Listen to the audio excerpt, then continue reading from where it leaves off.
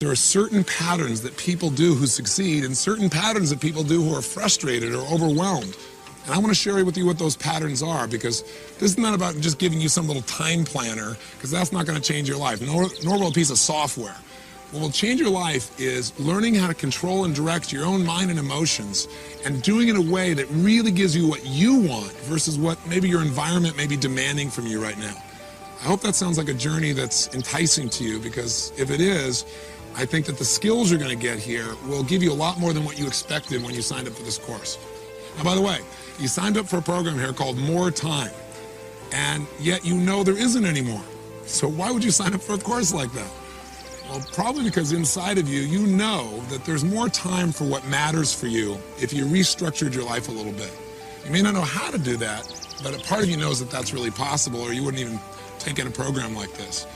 In fact, I got a really important question for you, and that is, what is time? I mean, think about it. What is it? What would you say if somebody said, what is time? Well, people have all kinds of interesting answers to that. It's a calendar. It's a measure of activity, some people say. But I would say to you that time is nothing but emotion. Time is a feeling. And we forget that. And that's why we get stressed. Because we don't think about our feelings. We create to-do lists. And we focus on activities. And very often, we get all of our to-do lists done. We cross off all the activities, but we're still not fulfilled. And many times, we've got a bunch of movement, but we really don't have any achievement, much less these good feelings that we're pursuing. I mean, think about it. Time, you've had experiences in your life where time flew, right? Where hours may have felt like minutes, especially if you're with somebody you love or you're doing something that really juiced you as a person, something you're really passionate about.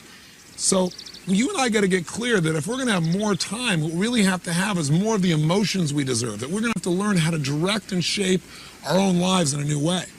And by the way, the promise that's been given to us throughout the years was that technology was going to give us more time, right? How's that work for you so far? I don't know about you, but I found that as my life became somewhat more successful, it actually became much more stressful. And with technology, instead of that freeing me, on some ways, and it's my own fault, the technology almost became the master of my life. I found myself limiting and living a life that felt limited by all these reactions I was having. And what I mean by that is work no longer was something I did at the office. Work was something that followed me on my belt with my beeper. It showed up in emails wherever I was in the world, and it showed up on my cellular telephone. And I was constantly reacting and then wondering why, gosh, I have all this activity and I have no time, and gosh, I'm not really feeling very happy even though I'm doing some good things. The reason is because there is one thing, and it's not technology, that'll change your life. And you know what's great about this one thing is it's one of the most powerful forces in your life. And the good news is this force, this power is something you've been using your whole life. And that is the power of focus. Just by changing what we focus on, we change literally what we feel. What you focus on to a great extent determines whether you're succeeding or whether you're failing in your business, in your career, with your children, in your intimate relationships as well. So focus really determines the quality of our lives. Whether or not you're fulfilled or whether or not you just feel stressed is really a matter of focus. And ultimately, your achievement level is clearly directed on where do you focus? Where do you put your energy, your emotion, your time? But the challenge is that most of us don't direct it consciously. In fact, a lot of us are incredibly stressed because we don't consciously direct our focus. Extraordinary people who produce extraordinary results have a different way of thinking. OPA is a different way of thinking. It models what it is I've learned from being around several million people, some famous, some not so famous, but maybe more profound in what they've done for the world and for themselves. I think, wow, in business and in life, the way you focus your mind will determine your success or failure. Now, here's the challenge. Most of us don't direct our focus because we're in reaction to environmental stimulus. What that means, in technical terms, made simple, is there's three things in our life that tends to grab our focus and make us react rather than really live our life on our own terms. What first gets your focus? Things that have the potential to give you pain. Things that you kind of worry about. Things that you are challenged by. Things that you think could be a real problem. That tends to get our focus, and we tend to call that worry. Worry is an achiever word for fear. We're fearful that something bad's going to happen, so we put a lot of attention into it. And sometimes it's at the expense of things that are much more important, like our family or our health. Sometimes we worry about things that will never happen. And I think that what happens for most of us is fear gets our focus. And it's natural. It's our survival instinct to avoid pain. But we've got to break out of it if we want an extraordinary quality of life and think differently. And I'm going to show you some ways that you can do that for yourself. The second thing that tends to get our focus is things that can give us pleasure, especially immediate pleasure. Why? Well, think about it. We're stressed a lot of the time. We want to get out of that stress, so we look for something to make ourselves feel good, because that'll happen real quick. And very often we pick things that make us feel good for the moment, but don't really make our life better long term. Very often what you'll do to feel good is go clean off your desk, right? I used to do this all the time. I got all these projects to do. I don't know where to start. I'm overwhelmed. Oh, my desk is messed up. Let me just arrange everything here. Because you know what? I can complete all that and feel really good about myself. Because truthfully, self-esteem, and I hate that term because it's so overused, but a person's sense of identity, our sense of certainty about our lives, our sense of worth, is tied directly to our feeling that we control events, not events control us. When we feel like events are controlling us, our self-esteem drops, our level of stress increases. So what a lot of us do is try and get control of it by doing little things, or by doing something we're really good at.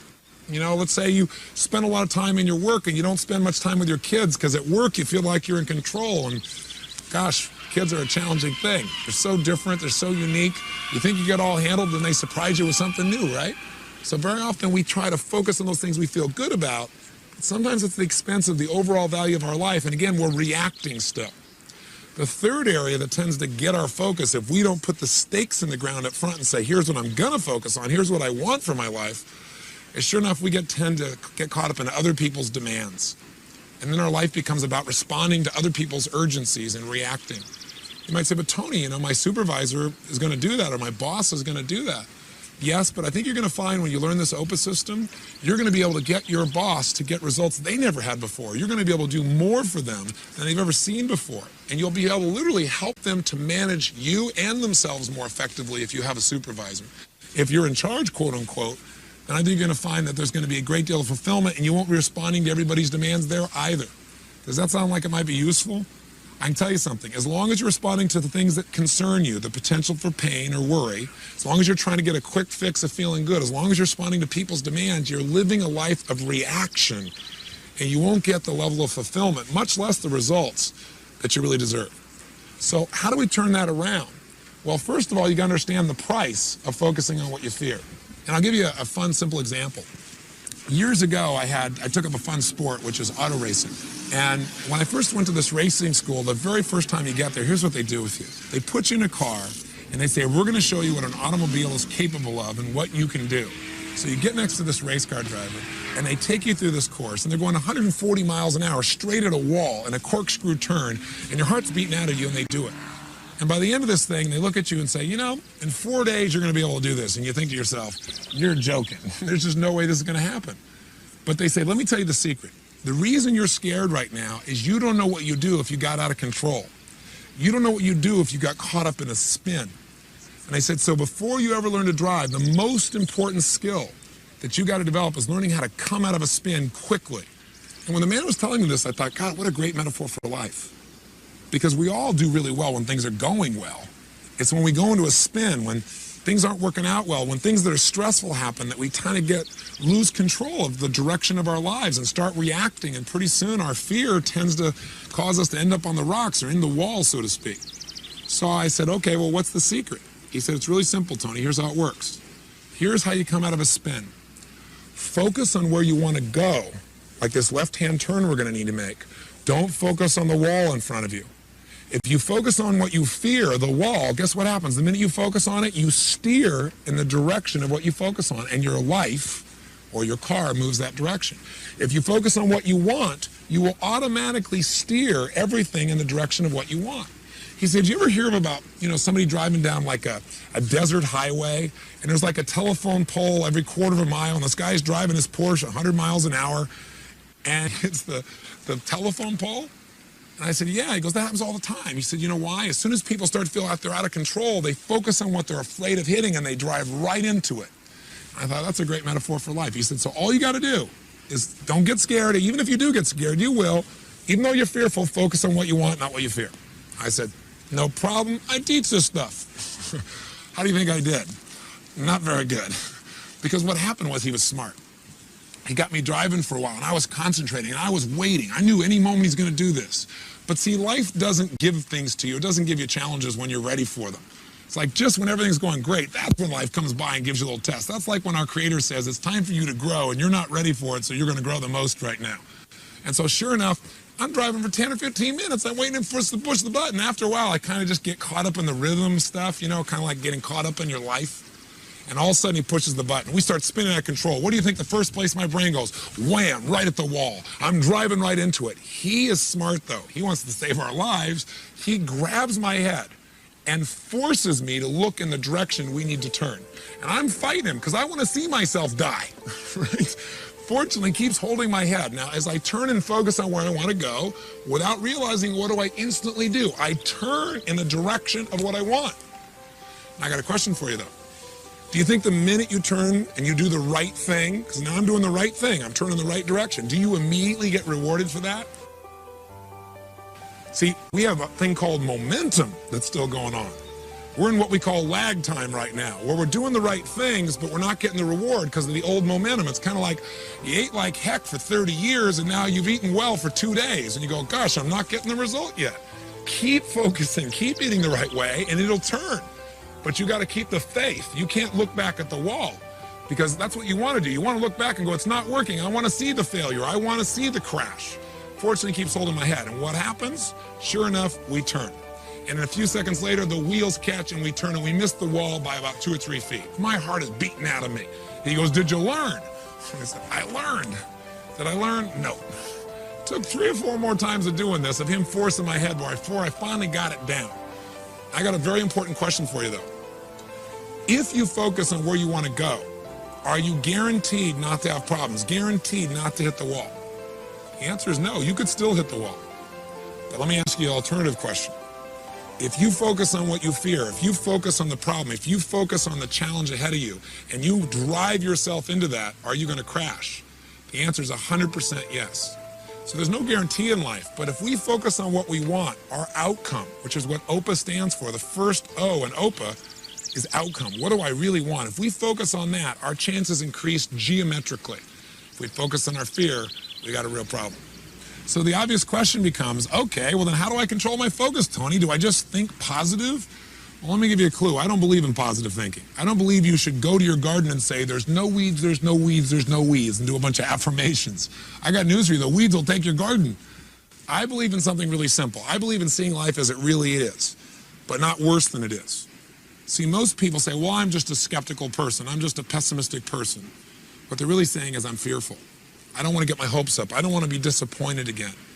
But I'm here to tell you in life, you got to see it as it is and not worse than it is. You can't try and protect yourself, or you protect yourself from success. You protect yourself from joy. You got to get your hopes up to make life work. So see it as it is, but not worse than it is. Second, you have to see it better than it is.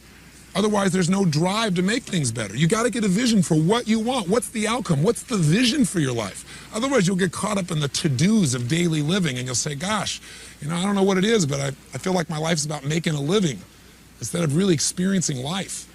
So if you get a view of what your outcome is, of what you really want, wow, the game changes for you. And then once you know how it is and then you have a vision for how you want it to be, then the obvious third step to succeeding is you got to make it the way you want it. And what we're going to show you with OPA planning is how to do that. Now, from a practical perspective, how do you actually change your focus in a second? Well, the way you and I do it is by asking questions. You see, when we say we're thinking, what we're really doing is asking and answering questions in our mind on a consistent basis. That's all thinking is. Thinking is the process of asking and answering questions. And if you ask a lousy question, what are you going to get? A lousy answer. So if your question is, how come I can never lose weight? Your brain gives you an answer, because you're a pig. Or if you say, how come I can never pull this off? Your brain says, because you're a schmuck, because you're not ready, because you came from a dysfunctional family, or whatever lousy answer comes to a lousy question. What would be a better question around this idea of losing weight? Well, you could say, well, instead of how come I can't lose weight, you could say, how could I lose weight? Challenge that question. It's a little better, but you'll probably say, I go on a diet. And diets are painful, so you probably don't want to do that. What would be a better question? How about, how could I lose weight and really enjoy the process? That's a different outcome, a different result than just losing weight. It's losing it and enjoying it. Now, if you ask, how can I lose weight and enjoy the process, your brain will give you a different answer because you're asking a better question.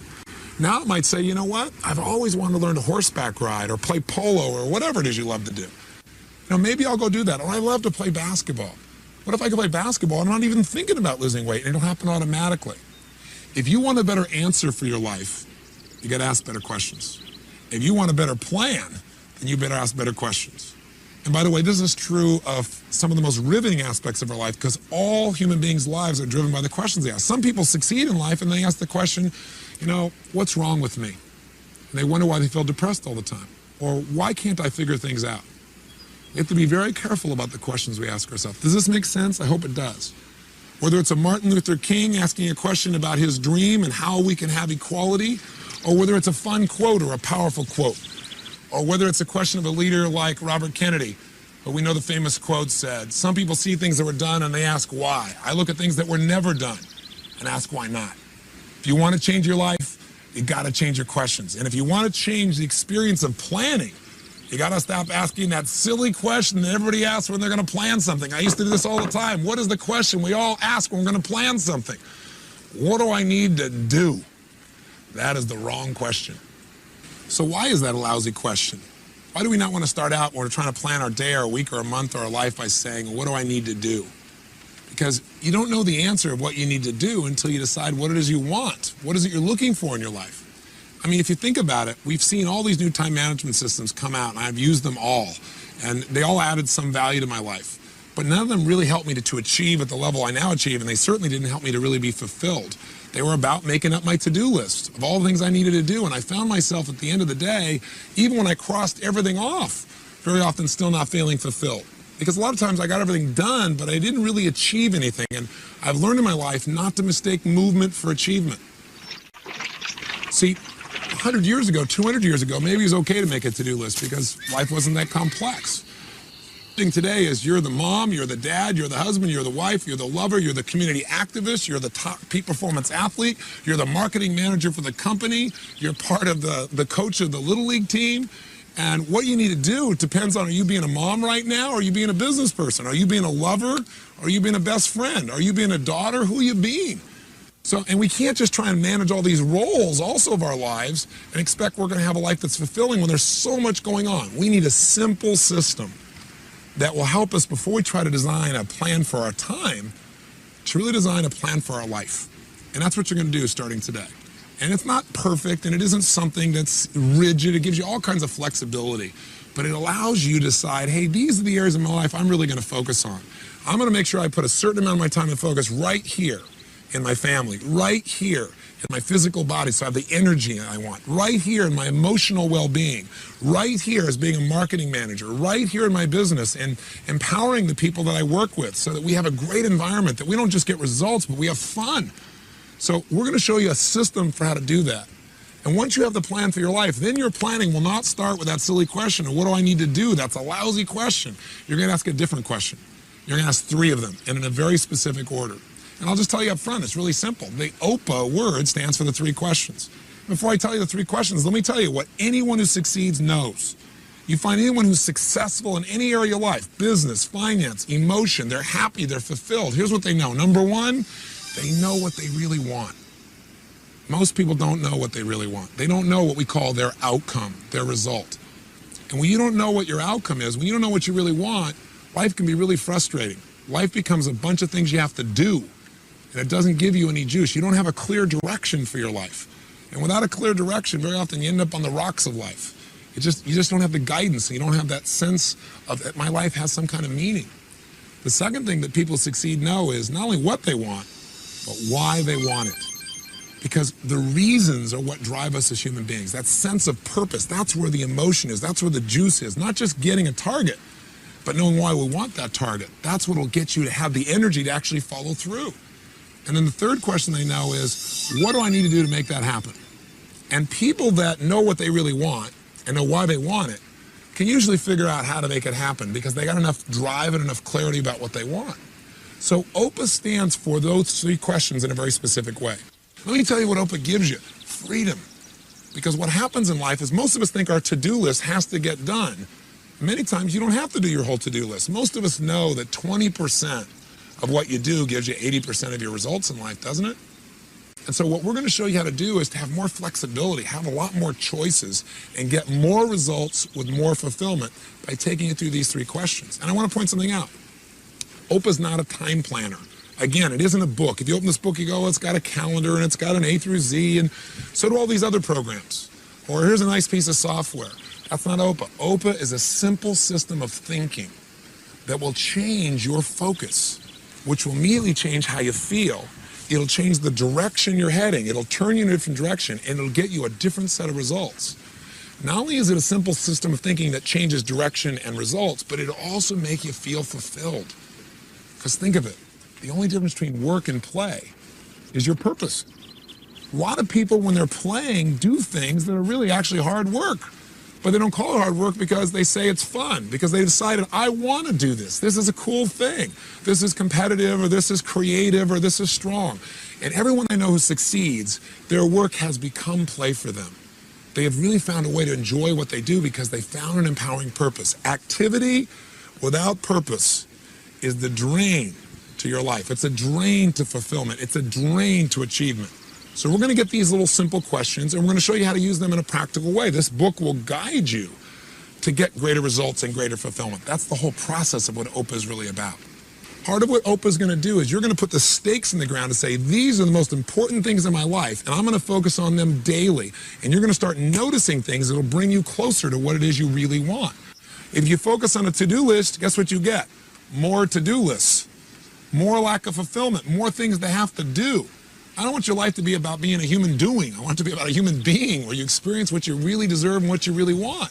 This is a chance to really get fulfilled, to change the emotions. I mean, would you like to feel more joy on a daily basis, more passion, more excitement, a greater sense of confidence and certainty? That comes from knowing that you're in control of the events, not the events are in control of you. I want you to have a system that is your system, your life management system. That's what OPA really is. So I want to invite you to join me now. Come on this journey. Decide right now you're going to do whatever it takes to master this. Because I can tell you that in my own life, I feel so many great privileges. And I'm sure some of it must be luck. There's luck in anything. But a huge part of it, I can tell you honestly, has been focus. I focused on what I knew was most important in my life, and I've created what I want for my life, which may be different for you. But I want you to have what you want to have, not what the environment is demanding from you, not what your next email is requesting, but what your heart and soul deserves and desires. So to do that, let's start with an OPA. So get started. You know the outcome. The outcome's really simple. Right now, you got to decide, am I committed to mastering a system for managing all of my life, so my personal life and my professional life work together, so nothing has to suffer. And I believe that's not only possible, I'm committed to that result. The next question is why? Why are you going to become not just good at this, but outstanding? What's your reason? That's what I'm going to ask you to do right now. And I want to thank you for letting me dump so much on you in this short period of time here. I'm looking forward to hopefully meeting you someday soon, but for right now, let's get focused and let's get this life management system called OPA in your life now and begin the journey towards a life of incredible results and extraordinary fulfillment. You know, we're living in a time in which stress seems to be almost epidemic, especially for achievers. Everybody talks about being stressed, especially those people who are really trying to do something meaningful, really accomplish something. And I want to make sure that your drive for success or to make a difference really leads to the joy and the fulfillment and the excitement and the passion and the pride that you're really looking for. In order to do that, whether or not you're feeling fulfilled or whether you're feeling frustrated, to a great extent has to do with where do you spend your time? What zone, what dimension of mind, emotion, and focus do you spend your time in? For example, do you spend a lot of your time really looking for distraction, looking for a way to escape the stresses that are already there in your life? Or do you spend more of your time getting seduced by things that really aren't important, but they appear to be urgent, and you kind of delude yourself into saying, well, I got to do this right now, when really, truly, you don't have to do it right now, but you add that additional stress? Or do you spend your time in drama, where you're doing things that really are important and they're really urgent? You got all these deadlines that have to be met right now. Maybe some of the deadlines that are stressing you out now because things weren't handled earlier on. Or have you managed to spend the majority of your time in your life in what I call the zone of fulfillment? That dimension where you're doing things that are really important, but not really urgent. And as a result, you tend to be at your best because you've taken away the stress. Take a look at what I call time targets. Let's start on the outside as this assembles now. The outside circle here is really where most people spend their time. It's in escape. In fact, it's doing things that are not urgent and they're not important. I call this the dimension of distraction. Or for short, you could just call it the escape dimension. This is what happens for most people. They have all these goals and desires. They don't know how to manage them all. So they look to escape. How? Drink some alcohol. Go hang out. Go watch television. Do something that for the moment is escape. Now, is that all bad and all wrong? The answer is no. But if you spend the majority of your time there, you won't be fulfilled as a person and your stress will actually increase. Now, the next circle, closer into the target, is that area that we call the dimension of delusion. That's because this is the area where you start doing things that are urgent. This is where you spend your time, but they're really not that important. And what fits in this category? Emails. I mean, these days, all somebody's going to do is type something and they can send it to 50 people with one keystroke. So a lot of us end up with a lot of emails that don't really, they beg us to respond immediately, but would you agree with me? A lot of it is just things that seem important, but really aren't important at all. They're just urgent because there's this demand that says, handle me, I'm here on your screen. The more classic example is the telephone. I mean, the phone rings and you're in the middle of something really important. And now you run to grab it and break the pattern of your focus and your feelings. Now, if we go to the third ring, the one closest to the bullseye, that's urgent and important items. That's the dimension of demand. That's where something says, we got to do this right now. You're going to have to spend time there. And a good portion of your life, if you're an achiever, is spent there. But if you spend too much area, too much time, too much focus, too much emotion in the area called demand, in that dimension, you're going to be one stressed character. So you've got to have a certain percentage of your time here, but not more than you need. And life will give you plenty of urgent and important things to deal with without you not doing your part. Where do you want to spend the majority of your time? You want to hit the bullseye as often as possible. That bullseye is the dimension of fulfillment. That's when you're doing things that are really important, but they're not urgent right now. Now, what fits in that category? Your health. Most people wait till they have a health problem to try and deal with it, and very often it's too late. We got to make that something that, even though it's not urgent, we make important, and we make that the time we spend no matter what. We spend time in what's important. So one of the secrets here is to identify, where do you spend your time? Are you spending 20% of your time in the zone, 60% of your time in urgent and important, called the dimension of demand, and then 5 and 10 or whatever in the other two? Are you spending 50% of your time in the zone? Let's do some time accounting of last week. Go for it and let's do it right now.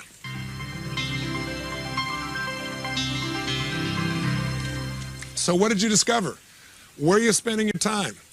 The optimum time, the goal, is to spend close to 50% of your time doing things that are important but not urgent, at least 40% of the time.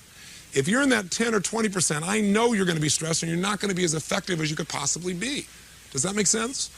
People in my company will tell you, I believe that anything we really want to get done, if we're committed, there's a way to do it. There's some form of leverage. Someone else could speed it up for us. Someone else we could trade with. We could do something with. We could make it happen. Boy, if you could do that, your life would feel more fulfilled. Is it singing, a dance class, walking on the beach, time alone, time with a friend? I don't know what it is, but what is it for you? Maybe write those down. Guess what will bring you to the zone day after day after day? Oprah. When you ask that question, what's the most important outcome to me? It'll cause you to focus on what's most important to you, not just what's urgent. But what will bring you there is this life management system and this focus on outcomes.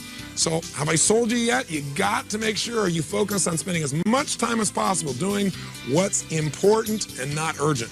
Get yourself into that 40, 50, 60 percentile there, and you're in for a great time with a lot less stress and an amazing amount of joy. Thank you. I'll bet I know where you want to spend the rest of your life. In the zone, right? Well, for me, this is the zone. What is it for you? Now let's go back to Tony in Fiji, and he's going to show you, just as he's shown me, how to create the life plan that will place you in the zone. Shall I proceed?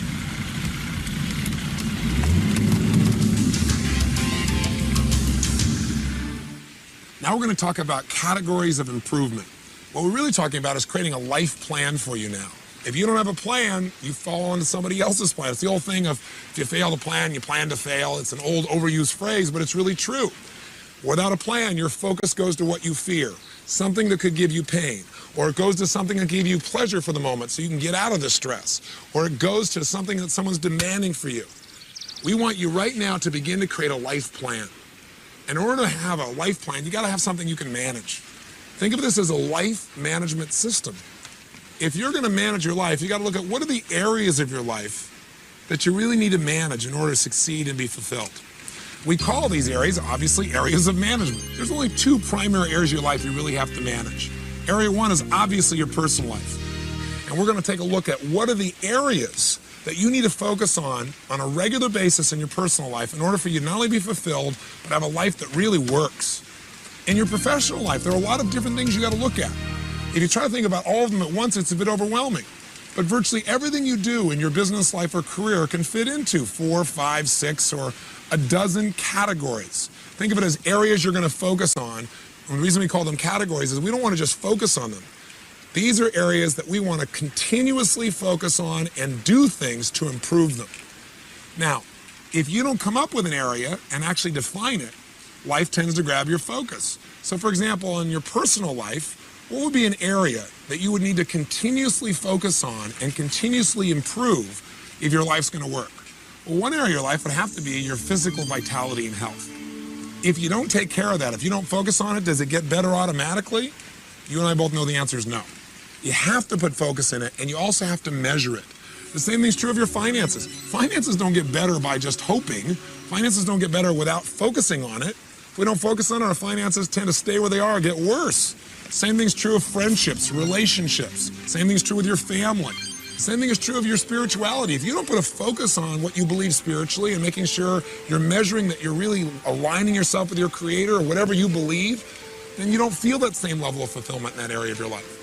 So we're going to put the stakes in the ground and say, you know what? I'm going to have a life plan that's going to require me to continuously measure my progress in each of these areas. And I'm going to set specific goals in each of these areas. And when I go to plan my day, instead of saying, what do I need to do?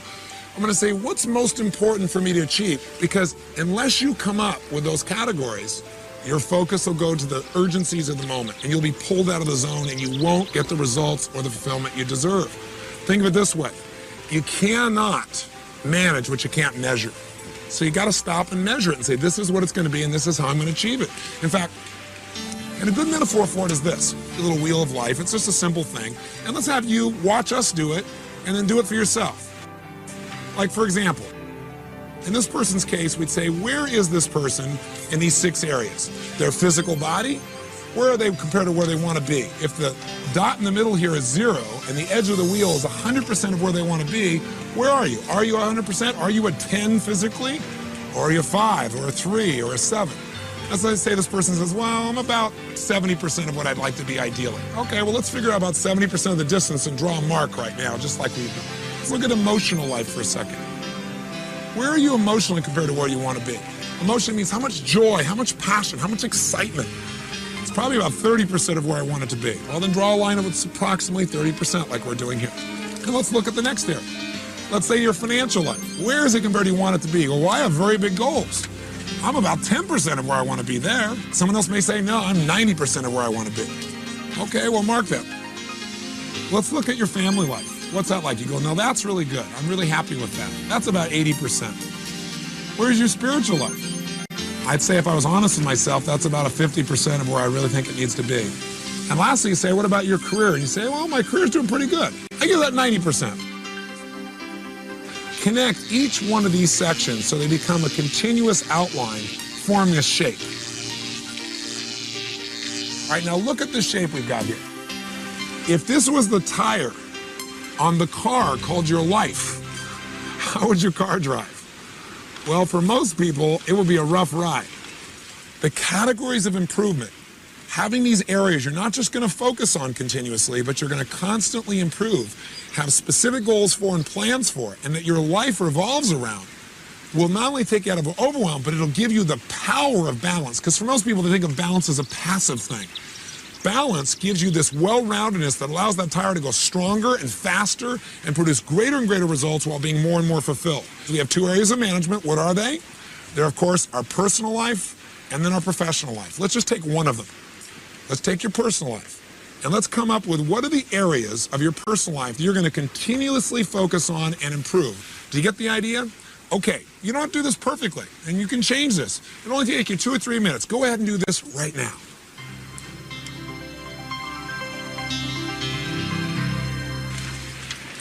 Now, that was pretty easy, wasn't it?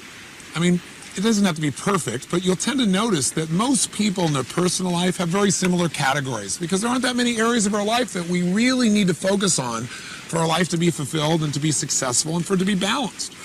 Our professional lives tend to vary a little bit more because it depends on your profession. So now we're going to make that set of categories. You know, making sure I constantly improve my skills as a manager or as a salesperson or a marketer or as an accountant or as a lawyer or as a doctor. This is an area I got to constantly improve to be happy, to be fulfilled, to be successful. That's an area I got to constantly focus on. I can't just improve it once in a while. I've got to think about it and measure my improvement so I continue to have a competitive advantage and so that I feel good about my life. We want to keep that tire of your life round and strong so like a snowball, it not only moves smoothly and rapidly, but it gets bigger and bigger. So let's decide what you're going to focus on in your professional life, what you're going to constantly improve. So this part of your life is as fulfilling as your personal life as well. So let's get started. Why don't you go ahead and start right now?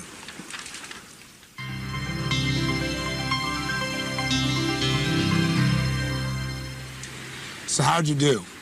I'm sure not perfectly. I know I was far from perfect making my first list of professional categories, but you can make it better. You're getting a start here. Roles are the places, the way you think about yourself, I guess I should say, as you're working in this area. So for example, if you go, I got to work on my finances, it's different than you say, you know, I need to work on being my financial genius today. Because when you're feeling a financial genius, it makes you smile. It puts you in a different place. In these areas of your life, these categories of improvement, let's juice them up. Let's say, and the area of your physical body, maybe we'll put a word or two there like world-class fitness, and then we want to create 2 or 3 roles, or maybe more. Who are you? You're an athlete. You're maybe an Adonis, right? Something humorous, something that'll juice you up, something that'll make you smile, something that'll say, wow, when I think about that, I want to go there. I want to spend time in that particular area of my life. I'm a pilot, for example. Saying I'm a pilot is interesting, but when I go, you know, I'm a licensed source of passion. That makes me laugh. That makes me smile. That allows me to share that feeling with other people in a different way. Let me give you some specific examples of how this could affect you. I had a woman who came to one of my seminars here for more time, and she was really frustrated, really depressed. And she raised her hand and she goes, well, what if you got categories, but you don't want to make any categories because you hate your job? I said, well, you know, let's talk about that for a second. What's your job? She goes, well, I'm a school teacher. And the look on her face made you know that she wasn't too terribly thrilled about it. So I said, well, what do you associate to being a school teacher? What are your roles as a school teacher? Because when you have an idea of who you are, you come up with these beliefs about what you are. She goes, well, I'm a disciplinarian. She goes, I'm basically the enforcer of the state's will. I'm a babysitter because their parents never took care of these kids, and so I have to constantly discipline and babysit them. And she was rather harsh. I said, ma'am, I understand how you feel, but can I ask you a question? Why did you originally become a school teacher? You obviously wanted to be that at one time. She goes, well, I don't know. I thought I could make a difference. I said, what did you really want to be? What did being a school teacher mean to you back then? What was the role of that? And she said, I guess I wanted to be a developer of the human spirit. And you watched her whole face just all of a sudden change. I said, then why don't you just do that? Why don't you be a developer of the human spirit? And she said, well, I said, if you were a developer of the human spirit versus a teacher, what would the rules of the game be? Who would you be? What would you do? She goes, well, if I was a developer of the human spirit, I'd have to love every child in my class. And her whole face changed. She started to smile. I said, if you were a developer of the human spirit, what else would you have to do? She goes, well, I'd have to make learning fun. I'd have to get to know the parents and not make them wrong and help them understand their own children and what's happening in their lives. And she went on and on and on. And I said, so how do you feel about your job? She goes, I got a career. And it was that second of shift that happens when we change what something means. Words have power. They change our biochemistry. You ever had somebody call you a particular word and felt the change in your body? Words have power, the right words. They change what things mean to us. I'll give you one other quick example. A woman comes to one of our seminars, very frustrated, stressed out, hates her job. What does she do? I'm a stockbroker on Wall Street. Well, what do you do as a stockbroker? Well, you got to go cold call a bunch of people and trying to give your money. And then you got to follow up all the time. And I just hate it. I said, okay, well, you can change the job, but before you do, you know what the problem with changing jobs is? You take you with you. You always think it's the company's the problem, and you go to a new job, it feels okay for a while, but pretty soon you're back to the same problems. I said, what we got to do is change your mentality, your psychology. I said, did you ever enjoy this? She goes, well, in the beginning, I was kind of excited about it. I said, let me ask you a question. What are you really being? What would be a role, a way of describing what you do that would make you grin from ear to ear? What do you really want to be? She goes, well, I want to be a mover and shaker. And I said, well, you're on Wall Street. You work for one of the biggest firms in the world. You're doing quite well. I said, maybe that's what you are. And all of a sudden she smiled and she goes, damn right I am. I said, what else are you? When you're making cold calls, forget that. Who do you want to be when you communicate with people on the phone? And she said, a treasure hunter. She said, I want to search for treasure. I want to help people. I want to get them to give me some of their money and go use it to find treasure for them and help them expand their treasure. And her entire psychology changed. So what I want you right now is I want you to take each of these categories you have, both in your personal life and professional life, and I want you to juice them up.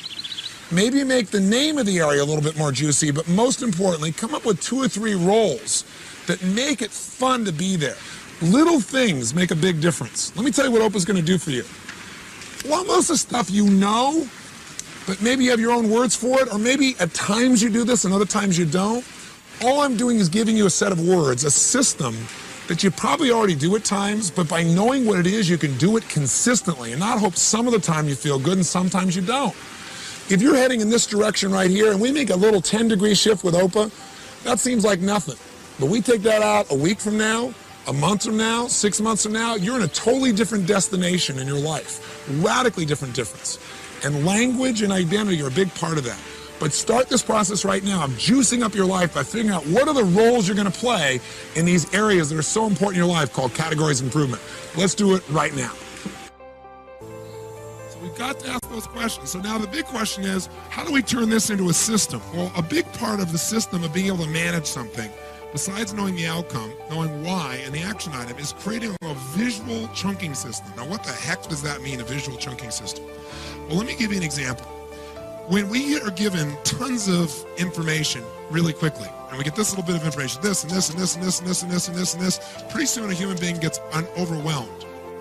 But if we find a way to connect various things through a period of time, we can find a shape, and pretty soon all of these items might become 3 things. I'm going to get the idea of what I mean by this. So instead of all these individual items make you crazy, chunking is grouping together individual items, resources, ideas, or thoughts, so that by grouping them together, they become more useful. And part of what makes them more useful is by collecting them together, you're able to focus on them and not become overwhelmed. How many follow that thought? Say aye. So I'll give you an example, and let's test your chunking ability real fast. I'm going to show you a series of letters, and what I'd like you to do when I show you those letters is I want you to immediately chunk those letters. What I mean is I'm going to show it to you very briefly, and the camera should only look straight on here when I go to show you, and I want you to write them down, what you remember. I'm going to give you a very brief time to look at it. Okay, you look it up on the screen, it'll probably be the easiest way. Here we go. Okay, write it down.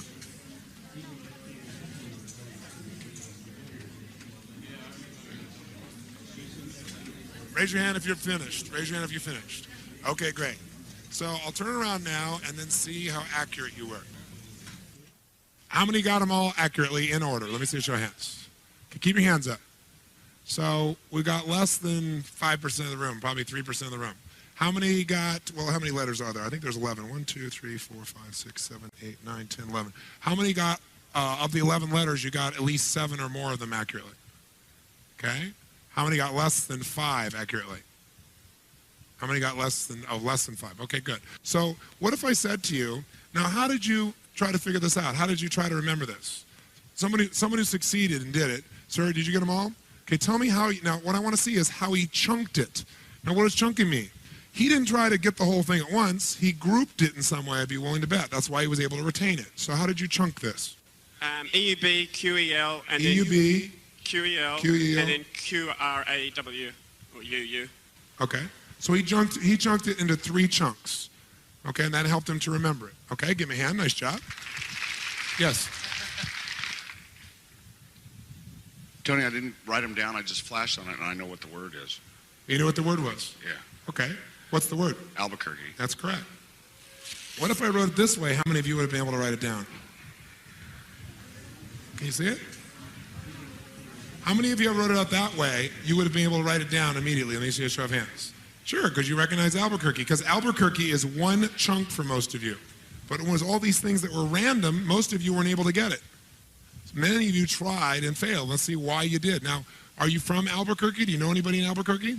I live about 100 miles from there. Why would he be able to see that when it looks nothing like Albuquerque? Because when something becomes part of your focus, like when you buy a certain car or you buy a certain outfit and all of a sudden you see that car or outfit everywhere, well, once you do that, all that information was always around you, but it's become important. So part of your brain sees anything that would relate to it. That's also what happens when you have a clear outcome. When you have a clear outcome, suddenly you start seeing Albuquerque where other people see nothing but a mixture of stuff. You start seeing with your outcome how to achieve it where no one else can figure it out because you have a clear outcome. I did this once in a seminar a couple of years ago, and the lady said, I know where it is, it's Albuquerque. And I said, do you live near Albuquerque? She said, no. Ever live near? She said, no. I said, you have a lover in Albuquerque, don't you? And she went, no, I don't. And everybody saw her face. She was in school, and she started laughing. She goes, well, I do have a lover. How do you know I have a lover? Because I know the person either had a proximity or something. They had an emotional association to unscramble something with no help. In a matter of, I gave it to you for 5 seconds. When you become emotionally associated to something or you have clarity of something being important, your brain figures the whole thing out. That's what the value of outcomes are. Is that pretty powerful? Now, how many could have gotten it here? Come on. How many could have got Albuquerque here? If I did it this way, you could have written down the letters. Say I. Because it would be chunked differently. So who else got it, though, this way? As more than one. Yes. How did you chunk it? I made it Yubkel Crow. E-U-B. Yubkel Crow. Kel. Crow. Crab. So she chunked it how many times? 3 times, and she chunked it auditorily instead of visually. How many see that? By the way, do you see a pattern? Both these people that succeeded chunked it 3 times. Somebody else. I sort of started off by just doing what this dude back there did, which was just sort of like one at a time. I sort of put EU, BQ, EL, and then just the growl sort of seemed to work, so I probably just threw that down. So you still chunked 2, and then you went for the last one. 3 twos, and then... So she still did. Chunking in 3s is the most common. For most people, someone showed this with me the other day, chunking, they chunk like this. 1, 2, 3, many. When you get beyond 3, for most people, it's many. So 3 is usually, and if you try to chunk it as 1, unless you had the reference for Albuquerque, you are in bad shape. Who did not get it? Who did terribly, honestly? Because you did terribly, there's nothing wrong with you, it's just that your strategy for chunking was not effective. So, sir, how did you try to chunk it? I tried to chunk it EUB, QEL, except... All this is 1? No, I tried to do it in 3, but in my language rules, U always follows Q. And so I got all confused about halfway through it. So. Okay, so what happened is he tried to chunk it with 3, but he let his belief systems, he calls his rules, determine that this couldn't be, and that fried his brain. So what you have to understand is if you're going to get a job done, if you're going to take a dream and turn it to reality, you're going to have to chunk it into a bite size, not so small you're overwhelmed and can't remember it, and not so big that you're overwhelmed. And so what OPA is a visual chunking system. I'll give you one more. Let's see what you've learned. I'll give you one more example real quick here.